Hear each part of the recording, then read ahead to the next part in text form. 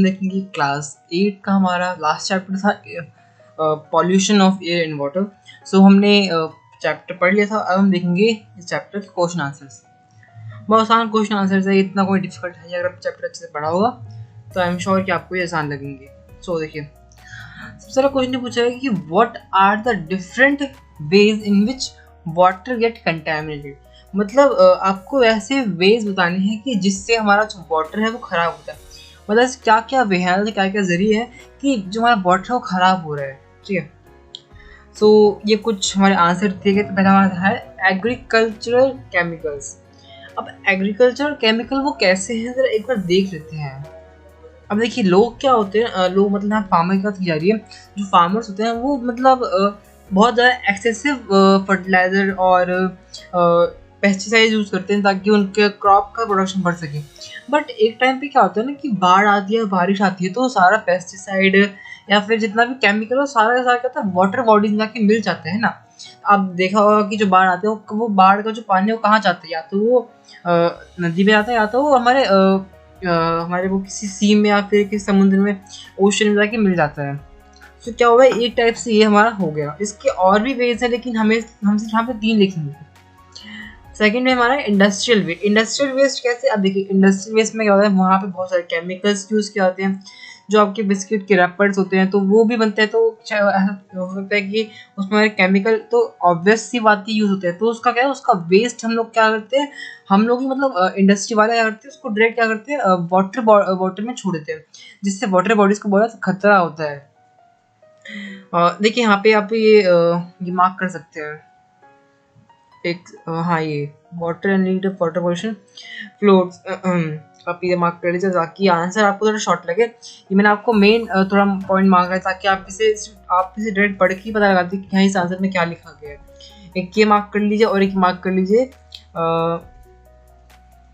ये industries release harmful chemicals. आप बस ये कर लीजिए मार्क, ताकि आप जब ये पढ़ोगे ना तो आपको पूरा आंसर समझ में आएगा कि हाँ पूरे आंसर में क्या बात की है। ये इसका थोड़ा मेन टॉपिक है। नेक्स्ट देखते हैं हम, हमारा थर्ड है सीवेज वेस्ट। सीवेज वेस्ट सबसे बहुत ज़्यादा वो होता है हमारा कॉमन बात है, और होता है और बहुत ज़्यादा खतरनाक भी होता है। अब कैसे, जो आपकी किचन से निकलता है, टॉयलेट से निकलता है, लॉन्ड्री से निकलता है वो सारा क्या होता है, कंटामिनेटेड होता है वाटर हमारा ना। आपका किचन से वाटर निकलेगा, टॉयलेट से वाटर निकलेगा, आपका लॉन्ड्री से वाटर निकलेगा, जितना भी सब क्या है पानी, वो सब हमारा सी में, उससे क्या करते हैं उसे सी में लेके ऐसे बोलते हैं, उसको लेके सी में लेके छोड़ देते हैं, मतलब उसको सी में रिलीज कर देते हैं। सी हो गया, रिवर हो गया, ओशन से यहाँ से उसको रिलीज कर देते हैं। और बिना उसको अनट्रीट किए हुए रिलीज करना तो बहुत ज़्यादा वाटर बॉडीज के लिए हार्मफुल होता है। सो आप ये मार्क कर लीजिए, वेस्ट मटेरियल फ्रॉम किचन। सो आपको ये क्वेश्चन याद हो जाएगा। नेक्स्ट देखते हैं, eight individual level how can you help reduce air pollution. अब देखिए, आपको अपने बारे में सोचना है। हमने देखते हुए कि इंडस्ट्रीज और बाकी सब ह्यूमंस मिलकर एयर पोल्यूशन कर रहे हैं, लेकिन आपको अपने अकेले का सोचना है कि एक इंडिविजुअल, एक अकेला आदमी कि कैसे एयर पोल्यूशन को रोक सकता है। सो ये कुछ वेज आई थिंक आपको ये भी अपनाने चाहिए। ठीक है, देखते हैं। पहला हमारा है avoiding the use of cars much as possible by using public transport where as possible. लेकिन कहा यह गया है कि आपको ना ज़्यादा से ज़्यादा पब्लिक ट्रांसपोर्ट यूज़ करना है। पब्लिक ट्रांसपोर्ट में क्या होता है, अगर हम लोग पब्लिक ट्रांसपोर्ट यूज़ करेंगे तो हमें कार की ज़रूरत नहीं पड़ेगी, हमें बाइक की ज़रूरत नहीं पड़ेगी। एंड कार एंड बाइक से आप जानते हैं कि पॉल्यूशन होता है। सो इसलिए हमें क्या करना चाहिए, public vehicles, public transport use करनी चाहिए। पब्लिक ट्रांसपोर्ट हमारा आ जाता है, बस आ जाएगा हमारा, मेट्रो आ जाएगा। सो ये सब चीज़ें हैं। और बाकी हमारा कि we not using vehicles for short distance. अब देखिए, शॉर्ट डिस्टेंस मान लो आपको दूध लेना है, तो आप ऐसा नहीं कि दूध लेना आप साइकिल बाइक पे जाओ। आपको इतने शॉर्ट डिस्टेंस के लिए ना ये बाइक या फिर कोई व्हीकल नहीं चूज़ करना चाहिए। आपको या तो खुद पैदल जाओ तो अपनी साइकिल लेके जाओ, क्योंकि साइकिल में आपको पता है कि वो पॉल्यूशन क्रिएट नहीं करता। हमारा थर्ड आता है by using LPG and CNG. देखिए, एलपीजी एंड सीएनजी यूज़ करना चाहिए हमें instead of diesel and petrol. आप इसे वहाँ कर ताकि आपको इतना बड़ा आदमी करना पड़ेगी। ओके, और यहाँ पे आप मार्क कर लीजिए पब्लिक ट्रांसपोर्ट, क्योंकि पब्लिक ट्रांसपोर्ट से पूरा टॉपिक है। और यहाँ पे आप मार्क कर लीजिए शॉर्ट डिस्टेंस। मैं आपको मार्क इससे कर रहा हूँ ताकि आपको इतना बड़ा पढ़ना ना पड़े, आप बस इतना ये बिल्कुल 2 वर्ड की लाइन पढ़ के समझ, 2 वर्ड ये आप बस 2 वर्ड पढ़ के समझ जाए कि यहाँ इस पूरी लाइन लिखा क्या गया है। हमारा फोर्थ पॉइंट आता है कि away disposing the garbage properly and not burning. अब देखिए आपको जो किचन में से निकलता है गार्बेज, हाँ आप जो किचन में से निकलता है या फिर आपको जो किचन से निकलता है या फिर आपको जो पत्ते होते हैं उसको जो सूखे पत्ते होते हैं उसको जलाने की जगह करना चाहिए, आप उसको डिकम्पोज करना चाहिए। डिकम्पोज कैसे करेंगे, आप उसको क्या करेंगे, आप उसमें जब अर्थ फॉर्म्स छोड़ देंगे, उसको मिट्टी की नीचे डाल देंगे, उसको एक प्रोसेस होता है बहुत बड़ा, आपने सुना होगा वर्मी कंपोस्ट का प्रोसेस एक होता है, सो वही करना चाहिए हमें यहाँ पे, ठीक है। मैं इसे मार्क कर देता हूँ, ठीक है। हमारा फिफ्थ पॉइंट आता है controlling the emissions of vehicles and the household chimneys. अब देखिए हाउस होल्ड चिमनीज यहाँ पे क्या कहा गया, जो हाउस होल्ड चिमनीज होती है, हाँ उनको देखिए हाउस होल्ड चिमनीज का ना हमें ट्राई करना चाहिए कि ऐसा करिए कि इस पॉइंट को छोड़ दीजिए, क्योंकि आई थिंक ये पॉइंट इतना इम्पोर्टेंट नहीं है। सो इस पॉइंट को आप छोड़ दीजिए, मैं इसको ऐसे थोड़ा ब्लैंक करता हूँ ताकि आते हैं अपने नेक्स्ट क्वेश्चन में। देखते हैं हमारा है third question, clear transport water is away fit for drinking comment. जो हमारा क्लियर ट्रांसपेरेंट वाटर होता है, क्या वो पीने के लिए अच्छा होता है? तो इसका साफ आंसर नहीं, क्योंकि उसमें हार्मफुल उसमें बैक्टीरिया, माइक्रोब्स ये सब हो सकते हैं। सो ऐसा नहीं है कि जो पानी में साफ दिखे वो पीने लायक ही होता है, ठीक है। सो उसमें बहुत सारे बैक्टीरिया, हार्मफुल चीजें हो सकती हैं। अब देखिए आंसर जैसे पढ़ लेते हैं। No, clear transparent water is not fit for drinking. Water might appear clean but contains some diseases causing microbes and dissolving impurities. Hence it is advised to purify water before drinking. Purification can be done by the water purifying system by the boiling of the water. हाँ एक चीज़ बताना भूल गया आपको कि boiling of water, अगर मान लो आपको कोई इमरजेंसी या फिर आप कहीं बाहर हो, आपके पास कोई सुविधा नहीं है, मतलब आपके पास कोई मतलब आपकी फैसिलिटीज़ नहीं है कि आप पानी को प्योरीफाई कर सको, फिर आपको अच्छा पानी मिल सके। सो आप क्या करना कि आप पानी को बॉईल करके पीना। बॉईल करने से क्या होता है, जितने भी उसमें माइक्रोब्स होते हैं सारे माइक्रोब्स उसमें डेड हो जाते हैं। सो आई होप कि आपको थर्ड क्वेश्चन समझ में आया। फोर्थ क्वेश्चन देखते हैं। You have a member of a municipal body of your town, make list measure that would help your town to ensure supply clean water to all its residents। अब देख यहाँ पे आपको हमने एक मेंबर है, एक म्यूनिसिपल, आप जानते हो कि म्यूनिसिपल बॉडी क्या, टाउन मतलब जो म्यूनिसिपल कॉर्पोरेशन मतलब जो गवर्नमेंट होती है हमारे यहाँ, जो हमारे काम करते हैं सेफ ड्रिंकिंग वाटर के लिए या फिर स्वच्छता अभियान के लिए, तो यहाँ आ जाता है म्यूनिसिपल में, आप जानते होंगे। सो हमें बताना है कि आप कैसे, आप मतलब क्या कदम उठाओगे जिससे कि हमें साफ मतलब दूसरे लोगों को साफ पानी मिल सके। सो लेट्स सी कि क्या कदम उठाएंगे वो, हम ओके देखते हैं। फर्स्ट हमारा the main water resource must be built to clean surrounding and should be maintain properly. देखिए वहाँ पे ना हमें एक क्लीन हम बोलते हैं ना कि वाटर प्लांट लगाना चाहिए। यहाँ पे कहने का मतलब ये कि क्लीन वाटर प्लांट लगाना, जिससे जो पानी है वो सबके पास वो जा सके, वो एक्सपोर्ट हो सके, ठीक है।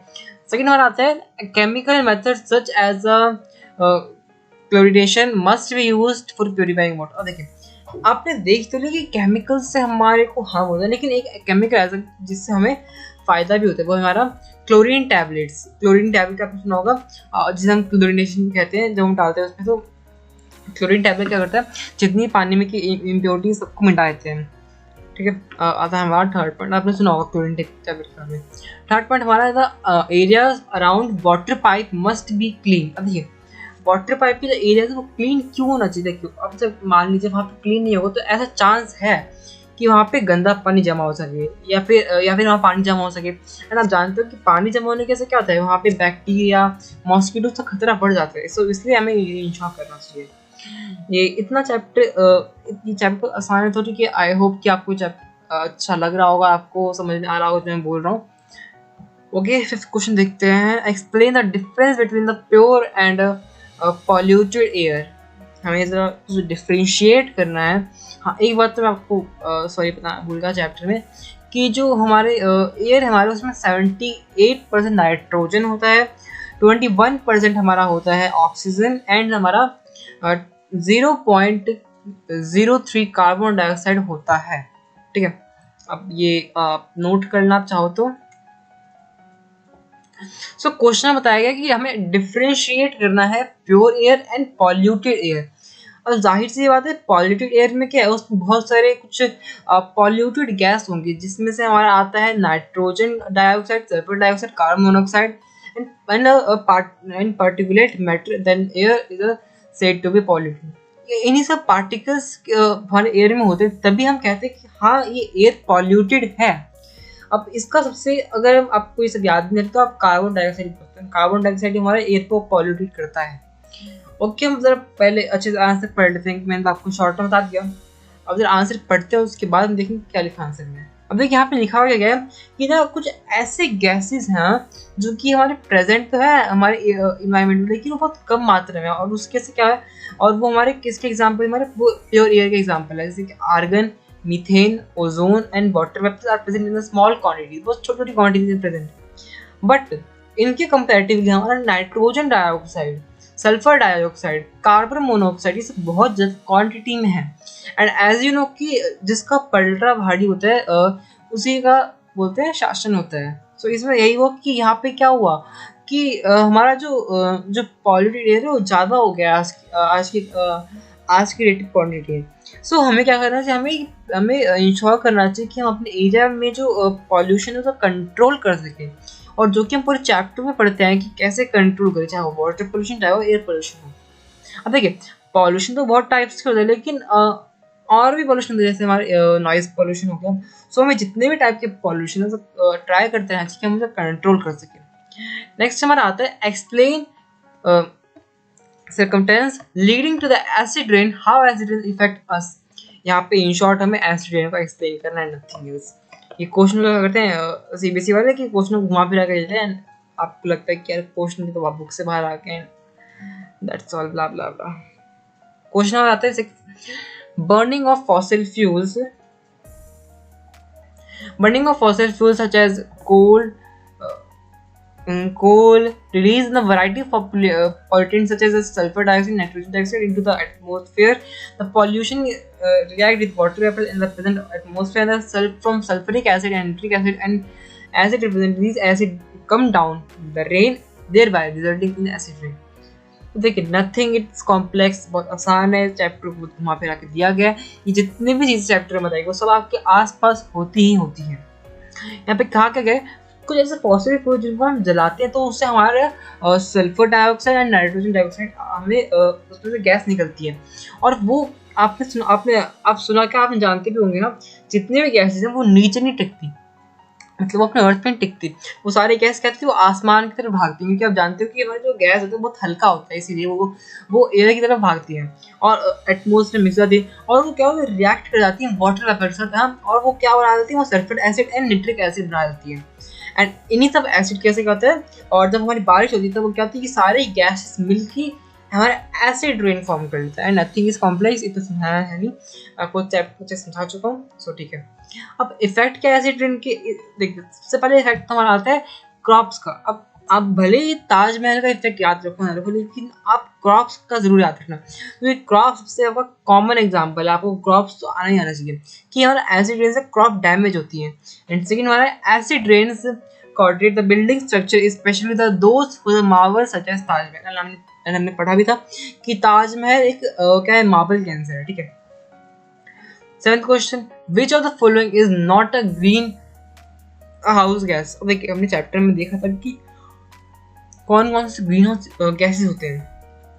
तो हमने चैप्टर में देखा था कि कार्बन डाइऑक्साइड हमारा एक ग्रीन हाउस गैस होता है, सल्फर डाइऑक्साइड भी होता है, मीथेन भी होता है, लेकिन कि नाइट्रोजन घुस कैसे गया यहाँ पे, खुद सोचो।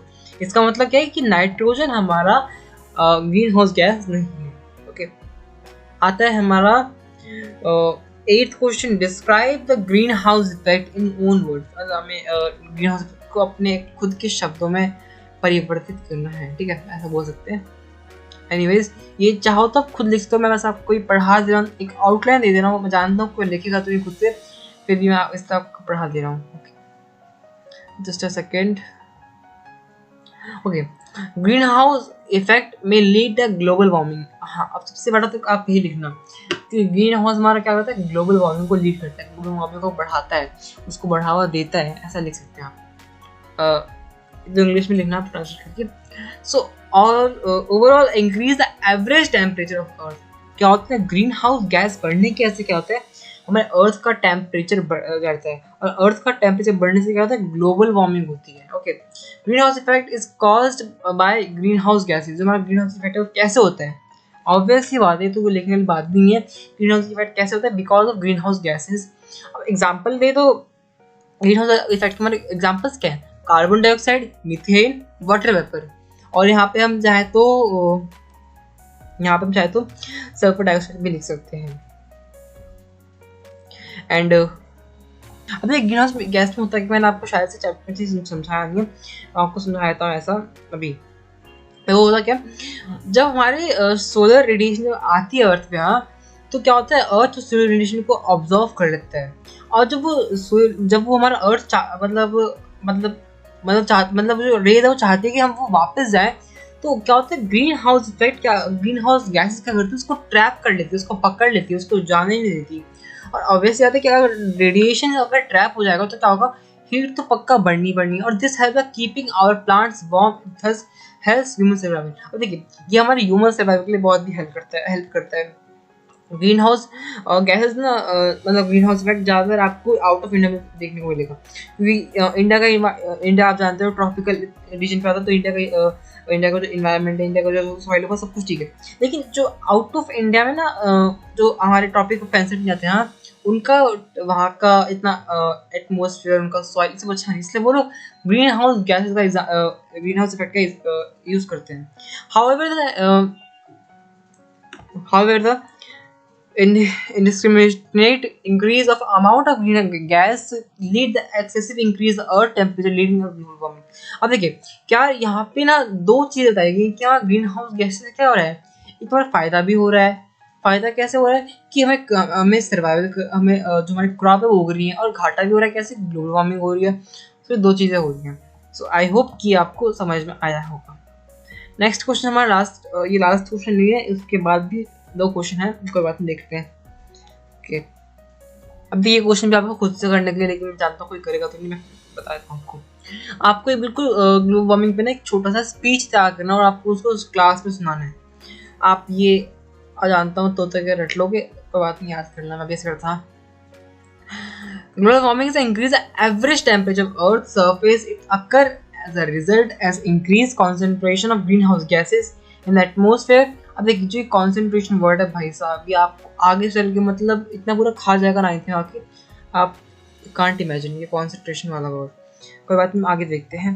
greenhouse gas, the atmosphere and the greenhouse gas include the carbon dioxide, methane and water vapors। These are traps of radiation released back by the earth help keeping our earth plant. देखिए, यहाँ पे ना आपको same to same green house gas effect का आपको लिख देना process, ठीक है। एंड नथिंग, मैंने आपको समझा दिया ये पिछला क्वेश्चन, तो इसमें समझाना कुछ है नहीं। Describe the street of beautiful of Taj Mahal, कि ताजमहल हमारा कैसे खराब हो रहा है, मार्बल कैंसर, इसमें एक्सप्लेन करना है, ठीक है। मैं यहाँ पे होता क्या है कि जो एसिड रेन है हमारा, जो ब्यूटीफुल मतलब जो हमारा जो खूबसूरत ताजमहल की, वो खराब कर रही है। When acid rain false the monument the completely made of marble. अब देखिए, जैसे ये जानते हैं कि ताजमहल हमारे 7 वंडर्स में आता है, जो कि हमारा 4th नंबर पे है हमारा ताजमहल। तो क्या हो रहा है, उस एसिड रेन की वजह से उसे क्या हो रहा है, उसे मार्बल कैंसर हो जा रहा है। They react to the marble from a powder-like substance that has washed away by the rain. The phenomenon known as marble cancer also showed particles embedded in the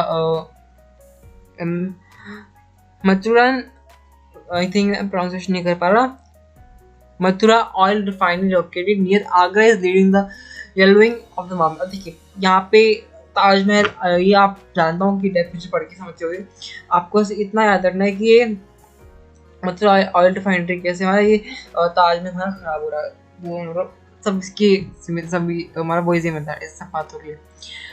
आता है हमारा last question and I hope कि आपको अच्छा लग रहा होगा अब तक, तो मतलब क्वेश्चन आपको समझ में आ रहे होंगे। लास्ट क्वेश्चन देखते हैं हम लोग अपना, what does the increased level of nutrition in water affect the survival aquatic organisms? What does the increased level of nutrients of water affect the survival aquatic organisms? देखिए अब ऐसा भी एक मतलब एक संभावना आएगी, कंडीशन आएगी कि अगर हमारा वाटर में अगर हमारा न्यूट्रिशन का इंक्रीज हो गया तो क्या होगा सर्वाइवल एक्वेटिक एनिमल्स के साथ। सो देखिए increase the level of nutrition water bodies lead the excessive increase in of population. अब देखिए जाहिर सी बात है क्या होगा, excessive increase of population of algae and water body. Water body हमारे सब कुछ आ जाएंगे, वाटर बॉडीज के प्लांट्स भी आ जाएंगे एंड हमारे एनिमल्स भी आ जाएंगे। अब देखिए ऐसा नहीं कि हमारी वाटर बॉडीज हमारी एल्गी भी आ जाती है, ठीक है, तो वाटर बॉडी में एल्गी आएगी तो उसको जब हमारे वाटर को न्यूट्रिशन मिलेगा तो क्या होगा, एल्गी भी हमारी इंक्रीज होगी। एज यू नो कि जो एल्गी जब वो डेड होती है, this serve as a food decomposers, and उसमें उस प्रोसेस में क्या होता है, लॉट ऑफ ऑक्सीजन हमारा कॉन्टिन्यूसली क्या होता है यूज हो जाता है and decrease in oxygen level हो जाता है एक्वेटिक वाटर में। This turns cause fishes and other aquatic animals to die. तो देखिए यहाँ पे बताया कि हमें हर चीज़ में कॉन्सेंट्रेशन होना चाहिए। अब ऐसा नहीं कि हमें क्या करना है, जितनी भी गंदगी सब हमें वाटर में रिलीज कर देनी है, नहीं, हमें क्या करना है, एक बैलेंस ला के रखना है। हमें ज़्यादा न्यूट्रिशन भी नहीं भेजना वाटर में, हमें ज़्यादा उसको वाटर को बर्बाद भी नहीं करना। So this all about this chapter. Okay, ये हमारा क्लास 9th का हमारा पूरा क्लास 8 खत्म हो गया है फाइनली। अब 9th क्लास में आ चुके हैं एंड 9th क्लास की वीडियोस बन चुकी हैं, आप आके देख सकते हैं चैनल पे। And for this video thank you for watching and I hope video पसंद आया हो। Thank you.